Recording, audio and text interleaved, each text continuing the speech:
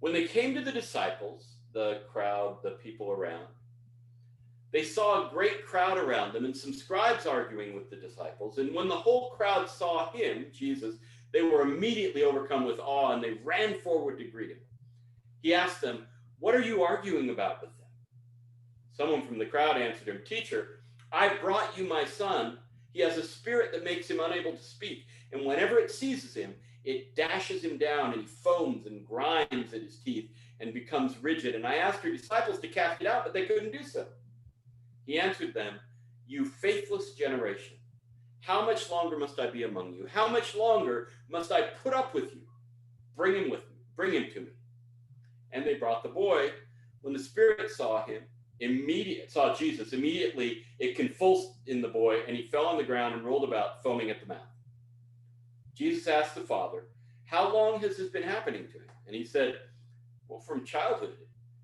It's often cast him into the fire and into the water to destroy him, but if you're able to do anything, have pity on us and help us."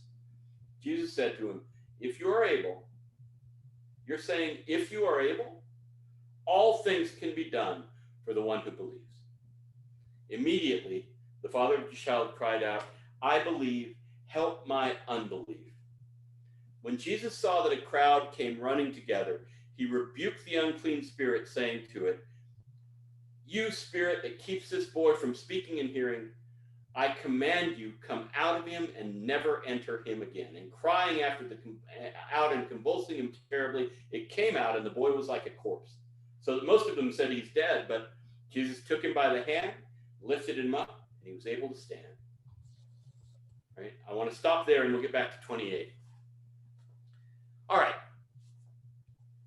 I don't know what you're hearing in this story, but if we're looking at it for details on how to be a disciple, I want you to ask and answer in the chat if you've got a thought. What does this tell us about discipleship? And I want to ask that, realizing together, and as an interpretive clue about how to read Mark, I want to ask that with the realization that the disciples may not be the only ones we look at to find out what discipleship looks like.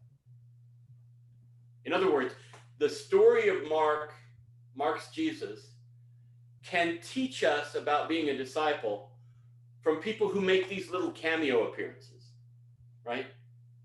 Faith pops out in places. Here we've got a faithless group, and Jesus chides them. But then we've got this father. You notice what the father says. It's famous. There are a lot of people who preach on this passage, right? You notice what the father said. Unlike this generation that Jesus has condemned, which is not faithful, there's a sort of resistance of not believing. Unlike that, Jesus seizes on this man and says, "Do you believe?" And he says, "I believe, help my unbelief." Right? Famous passage, not spoken by a disciple. Can you imagine Peter saying, "Help my unbelief"? Not Peter as he's presented in Mark, right? He seems to be pretty sure of himself. This guy may show us something none of the disciples do, which is a sort of humility about our need for help, right? And so we don't want to just track the disciples if we're in Jesus's webinar on discipleship. We want to also see it in the cameos, because if we get that here from the man who says, "I believe, but I need help believing," right? "I believe, help my unbelief." We also get it down the line in a passage we're not going to get to spend much time in, but we did see last time. And that is blind Bartimaeus, right? Blind Bartimaeus comes as the counterpoint to James and John.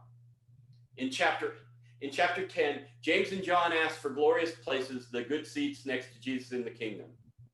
And they do it in response to Jesus's question, "What do you want me to do for you?" Right? Forward one episode, Jesus goes into Jericho, and there's blind Bartimaeus just shouting and trying to get his attention. The disciples resist. Jesus says, "Bring him in." And Jesus asks him, strangely, the very same question with the very same words. What do you want me to do for you? Right?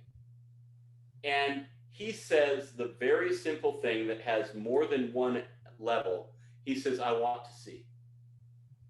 And so Jesus gives him physical sight. But the very next thing he does is fall in line, and it says, follow Jesus on the way.